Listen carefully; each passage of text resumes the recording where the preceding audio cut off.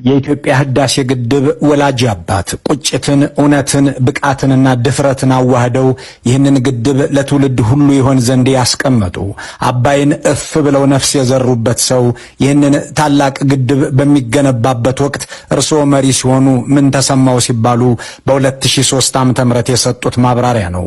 የህዝባችን አቅም፣ የአገራችን እድገት ይህንን ግድብ በዚህ ወቅት እንሰራው ዘንድ ፈቀደ አሉ። እናም በዓለማችን ትልቅ ወንዝ ታላቅ ግድብ ተገነባበት፣ ታሪክና ትውልድም አለ። እነሆ ትውልድ ሁሉ ሲያመሰግን የሚኖር ይሆናል።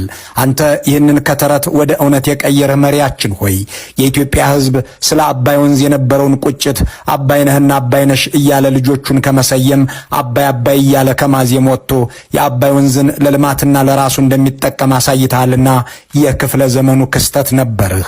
የአባይ ልጅ ውሃ አይጠማውም ብለህ ከዚህ በኋላ ግንድ ይዞ የሚጓዝ ማደሪያ አልባም አይደለም በሚል ቤቱን ጉባኤ ያደረግከው ታላቅ ሰው ሆይ መሪያችን ነበርክ ስንል ኩራት ልባችንን ይሞላዋል።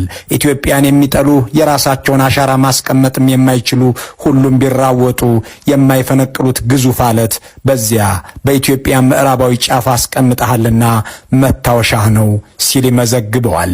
የህዳሴ ግድብ የመለስ ዜናዊ የአእምሮ ውጤት፣ የአመራር ብቃት ማሳያ፣ የዲፕሎማሲ ችሎታ ማረጋገጫ፣ የአገር ፍቅር ምስክር፣ የልማት አርበኛነት አሻራ ሆኖ የኖረና የሚኖር ነው። የአድዋን ድል ከአጼ ምኒልክ ትከሻ ላይ ሲፋቅ ቢውል እንደማይነሳው ሁሉ የኢትዮጵያ አየር መንገድና ዘመናዊነት ከአጼ ኃይለ ሥላሴ ጋር ሲዘከር እንደሚኖረው ሁሉ ታላቁ የኢትዮጵያ ህዳሴ ግድብ ከመለስ ዜናዊ አስረስስም በፊትና ኋላ ደጋግሞ የሚዘከር የሚነሳም መስታወት ነው።